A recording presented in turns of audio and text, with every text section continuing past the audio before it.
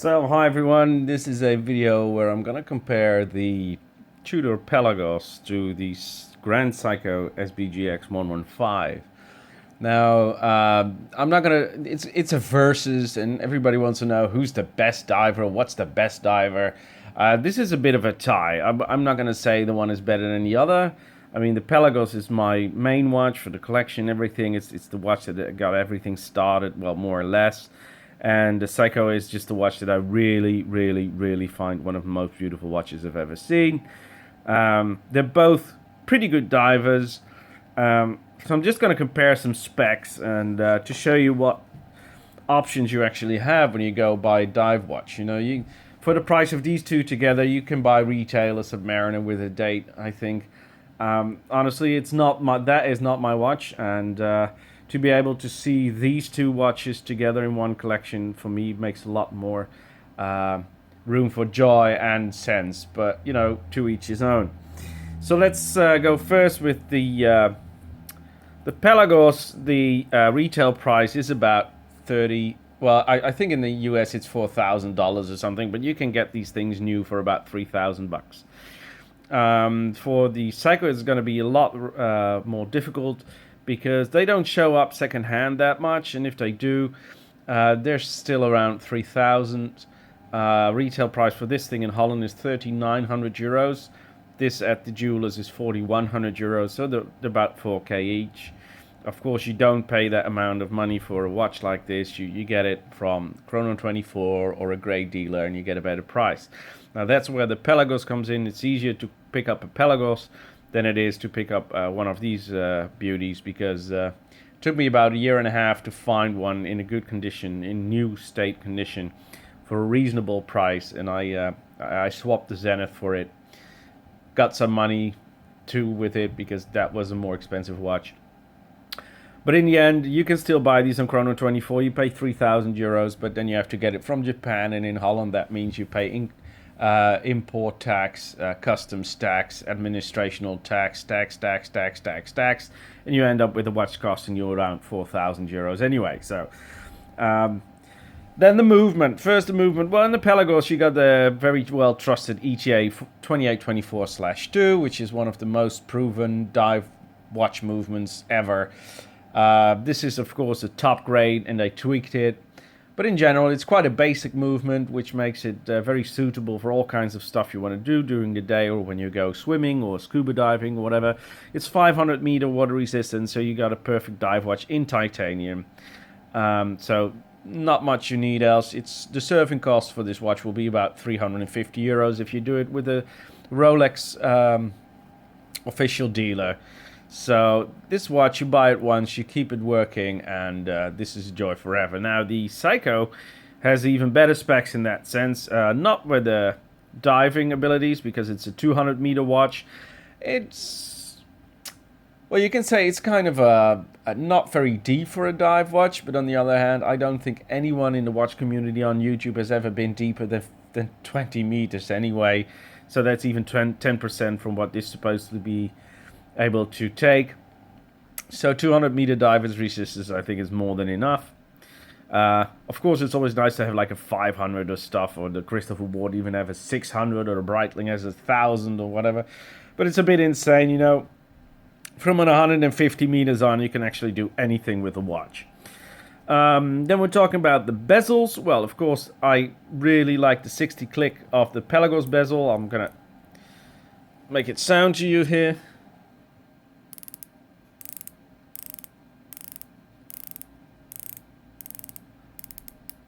.60 click, and we'll have the bezel for the Seiko.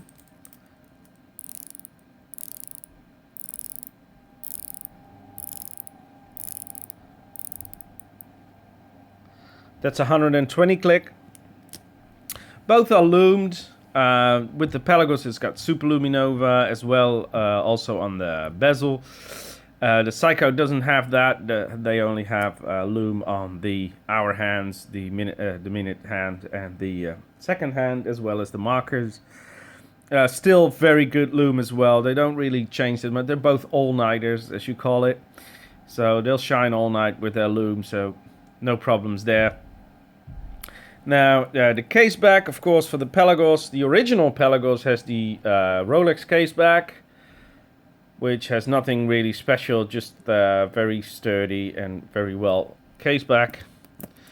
And then, of course, the Grand Seiko has this, I would say, beautiful engraved, deep engraved case back with all the numberings on there. It's even got like the movement number. You can find out when it was made and by which watchmaker or whatever. Of course, the Grand Seiko as well has the holes in the case. So for a diver, I think that's very, very handy, because as a diver, you want to be able to change straps pretty quickly. And this is the way to do it, in my opinion. Something that the Tudor lacks, I must say. It has, as you can see, is actually quite damaged. It has the solid end links, but it's in my opinion, it's a big pain to get the bracelet off. I'm at a moment that I can't even get the bracelet off anymore. I have to bring it to a watchmaker because the spring bars are, yeah, they're kind of damaged. So the more I start fussing around with it, the more I'll damage the end links. So I'm not going to do that.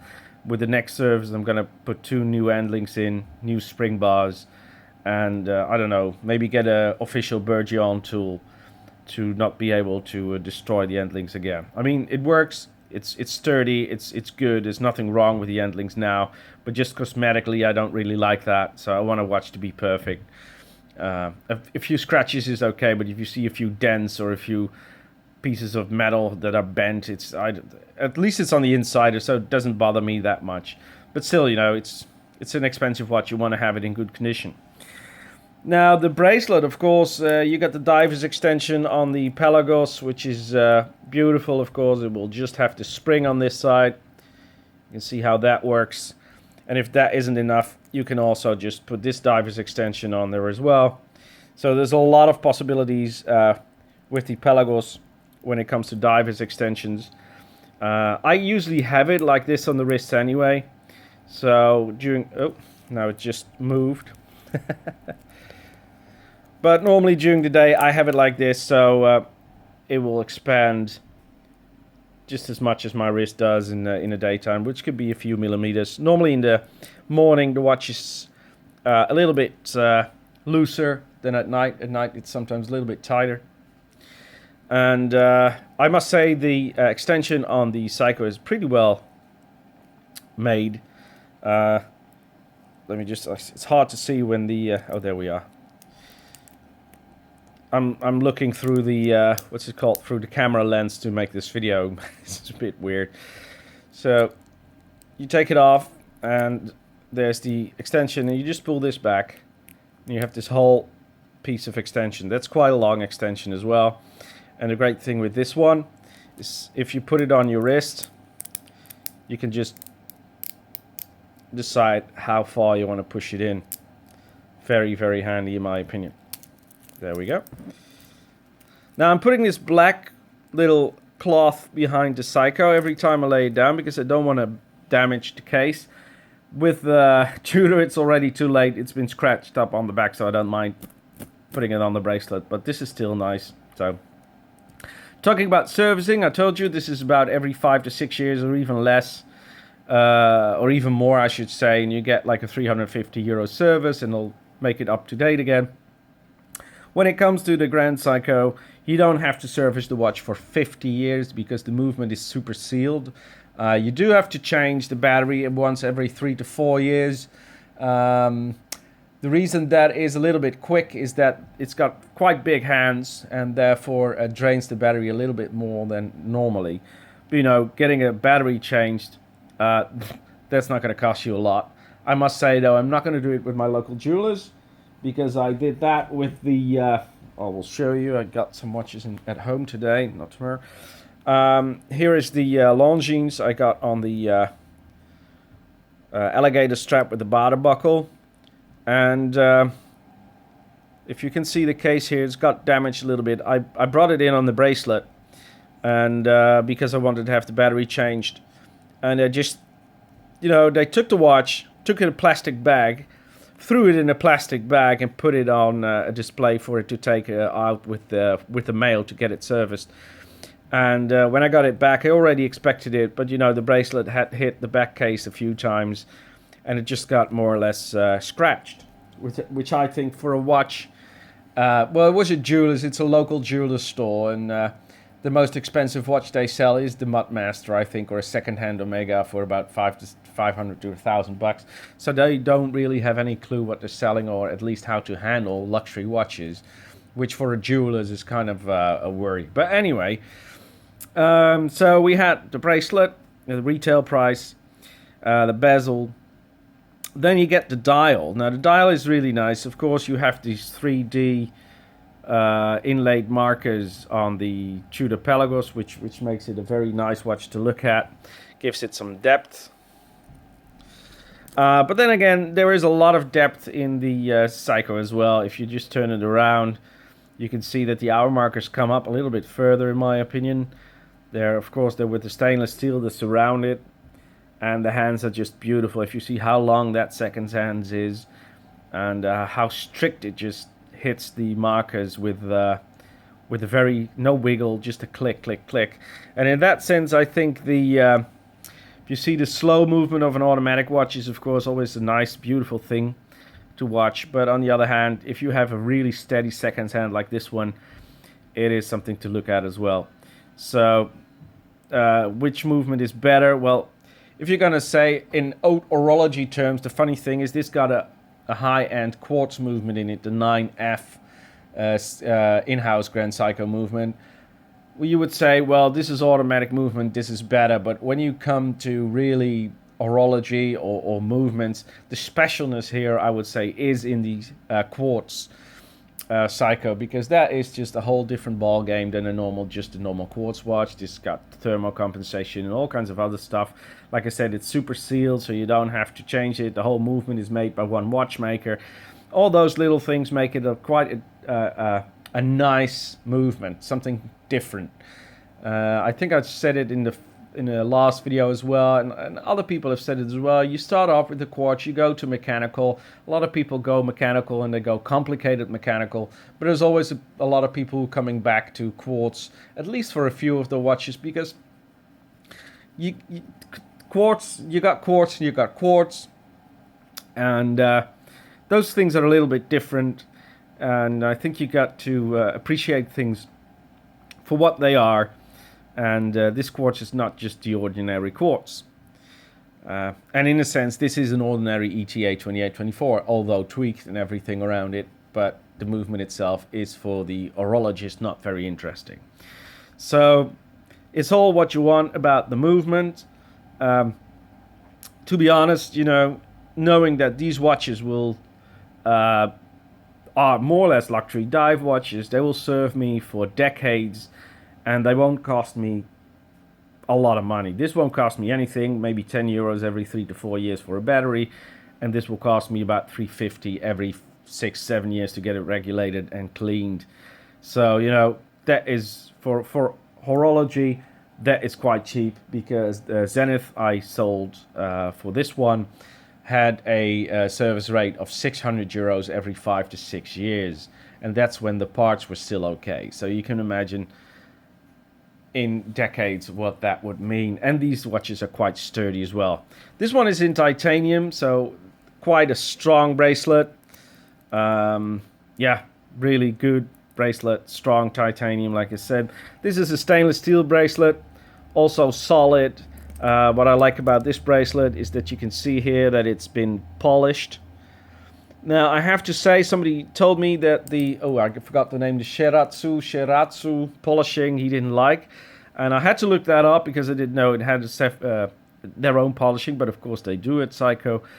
And I must say, I agree that the whole mirror polishing is a bit, dangerous if it comes to scratches. But on the other hand, this one, and I like the case on this one, because you can see the side is brushed. It's still got this clunky cornered case, and I see a lot of Grand Seikos that have this round egg-shaped case, or how do you say it? It doesn't have any corners, and in my opinion, that makes it look a bit cheap, like it's been polished. Like if you moderate a watch, you know, you change it and you polish the name away, and then it starts to become a little bit a round watch. to each his own, but I do enjoy that this is really a case with corners. The polishing on this case, of course, is a lot more complicated than it is on the Tudor Pelagos.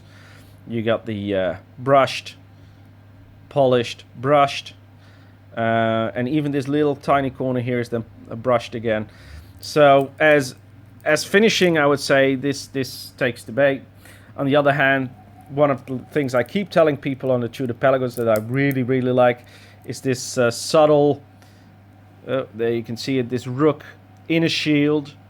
I think for a Tudor, that is a Tudor style building, so it's a really nice detail. They must have put this on in purpose, but I think it's one of the nicest details I've seen on a watch, because it took me about half a year before I saw it anyway. There's a video about it somewhere in my playlist about the Tudor Pelagos. So what do we have more? Well, like I said, the dial, this is a black matte dial. Nothing special, but really nicely black. Of course, they both have anti-reflective coating. And with the Tudor, the name is all written on the dial or painted on the dial. And at the Seiko, the word Seiko and GS, those are both added letterings. So they stick out a little bit from the dial. The dial itself looks white, but it's a kind of a whitish metal. So it's really nice how the sun can play with the dial as well. At night when the lume falls on it, you can see it on the other video, you can see that the lume just shines off the white dial a little bit, which gives it a little bit even more shiny and visibility at night. If you hear in the background, that's my washing machine, because it's a Saturday and I have to do my washing. The crowns, well, there's a bit of a difference in the crowns. You can see that the Grand Seiko has a much smaller crown than the Tudor. Many people would say they prefer the bigger crown for a dive watch. Also, the crown protectors are quite different. This is more clunky, this is more smooth. I don't really care about the size of the crown. I didn't really notice it until somebody told me. So, yeah, one would say the Tudor crown has a little bit more of robustness about it. But still, you know, the Seiko is fine with the crown. And you know, the Seiko, the only thing you do is like every month, you just unscrew it and screw it back on so that it doesn't get stuck, because you never have to set this watch. Then you come to accuracy. Well, this watch, at the moment, it's 6 to 8 seconds a day slow after 3 years of use, of 2.5 years of use. So, yeah, it's okay. It's not a chronometer, so it's okay.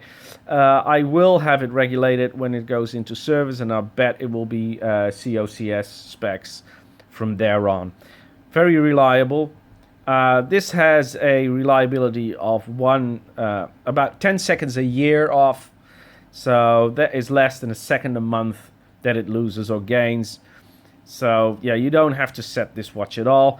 Though if you have to set it, this one is easier to set, because this is so detailed that the minute hand can move slightly when you push the crown back in, and then the minute hand will hit the hour marker only like 10 to 15 seconds after your second hand has been already on that spot, which is with this one a lot easier. The finishing, like I said, they're both very well finished. This is more subtle and unabashed. This is more shiny, but still unabashed, because it's got a quartz. It doesn't have, apart from the detailing and the brushing, it doesn't have a date or anything special. So, but the hands are really nicely polished, and so in the finishing, I would say that again the Seiko wins. Kudos for the watches. I think it's interesting because I see that the GS Grand Seiko is really getting more popular with people. People don't think it's a very ugly watch anymore. They start comparing it with the quality that the luxury coming out of Switzerland is bringing, and I think that's a good thing, because the luxury coming from Japan is the same level as the luxury coming from Switzerland. They're all human beings. Their shit is brown, and you know, they do their best to bring out the best watches. You know, the snobs will always be snobs, but then again, I don't consider myself a snob, and at the end of the day, I don't really care what people think of my watches. I do these videos because I like to show them, and I like to educate. Well, I'm not a bit of a guru or something, but I would like to tell people about watches and collecting as far as my opinion and experience goes. And you know, I'm, for example, I'm much more a Tudor guy than a Rolex guy, simply because I don't need all the people to tell me, "Ah, oh, are you wearing a Rolex? Is it real? Did you get it from your grandfather when he died?" And the resale value, I think that's the biggest curse word in the horology, is resale value. Now, you don't have to buy a watch to lose like 70% of its money like a car when you go out of the shop. But it's, in my opinion, it's insane to not wear the watch you want, because you're actually not be able to afford yourself a luxury watch, because you have to think about the resale value. Maybe that's why people still buy Richard Milles and all that sort of watches, because they know even if I lost it, I could just buy a new one. And a lot of people who buy Rolex, well, they still have this thing like, well, maybe one day I'll be without money and then I can sell it and I'll have a quick $5,000. It's an idea, but I don't think it's a horologistic idea. And well, if you can't afford a Rolex, just don't get one. Get something else. There's so much on the market like this. I mean, if I'd sell this, I could get myself a Rolex. Well, wow, I'll have one watch. I got a whole collection now. But enough about that, because I don't really want to judge people for wearing the watches they like, because I try to ask that from other people for me as well. So then again, you got the titanium, you got the stainless steel. This is 316, just normal stainless steel. I was talking about the servicing. I was talking about the case back, the loom. Well, the strap options, of course, this comes with a rubber strap as well. This doesn't come with anything else, but, you know, with the drilled through lugs, you can do anything with it. I have to do another measurement. I thought it was 22 millimeter lugs, but it could be 23 as well. So I'll have to have another look with that one. But then talking about the resale value, because it's such an important thing for so many people, is that the resale value for this watch is more or less what you paid for it. If you can pick one of these up for 2,500 euros, you can sell it for 2,500 euros. And at the moment, the first generation is a bit cheaper than the second generation, but I think in 10 to 15 years that will turn around, because this will be more rare. And with anything even remotely connected to Rolex, the odd one out is always the one that's making the most money. So they're both great watches, the new and the old one, so it doesn't really matter which one you're going to take if you want to have one.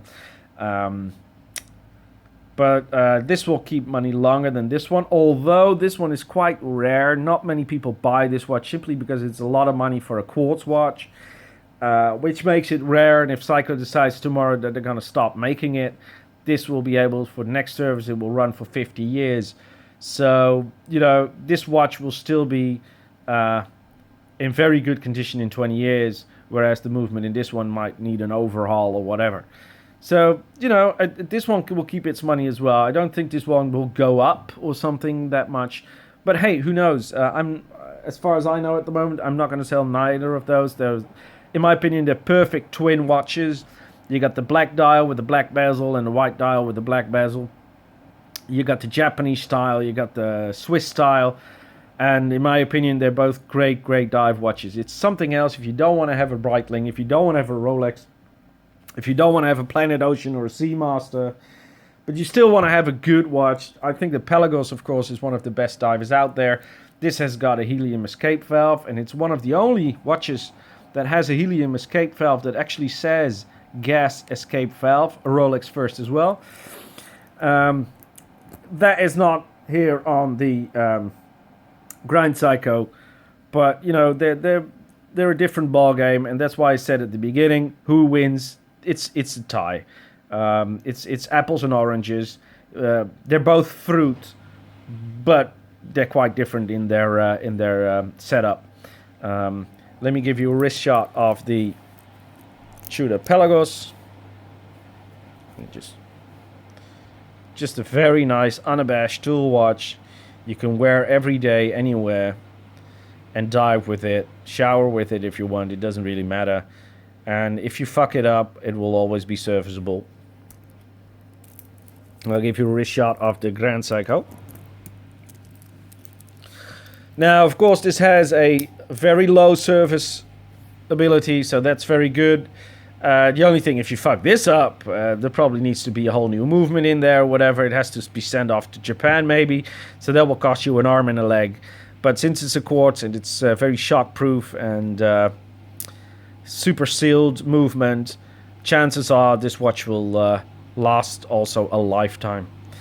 So if there's any questions about these watches, maybe I'll do a part 2. If there's questions coming in, like what is this or what does that mean or whatever. I think I covered both of the watches quite well now. I love them both. I really, really enjoy them both. These are the 2 watches I really want.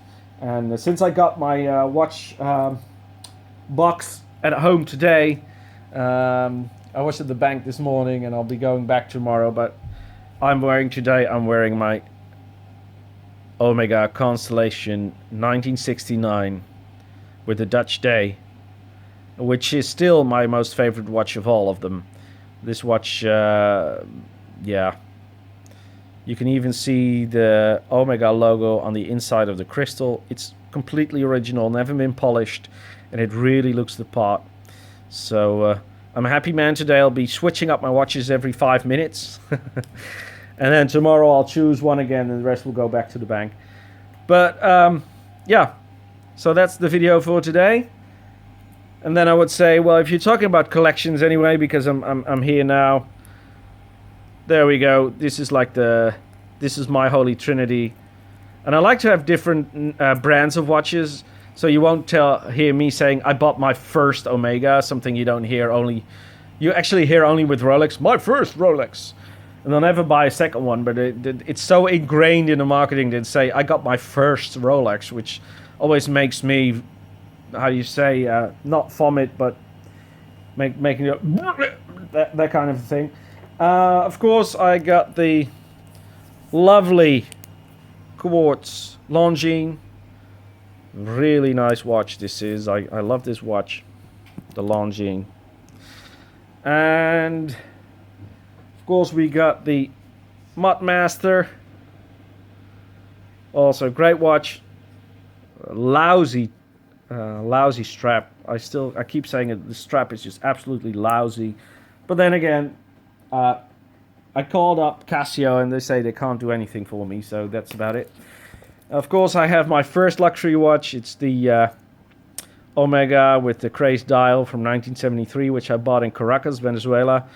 Caracas, the city that is just as bad as Mosul or Aleppo at the moment. Is very, very sad what's happening there, and the news won't tell you, but it's really bad.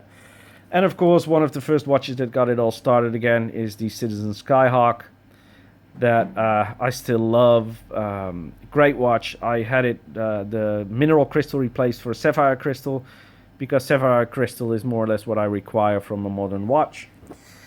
So then you'd have a collection view about of 2017.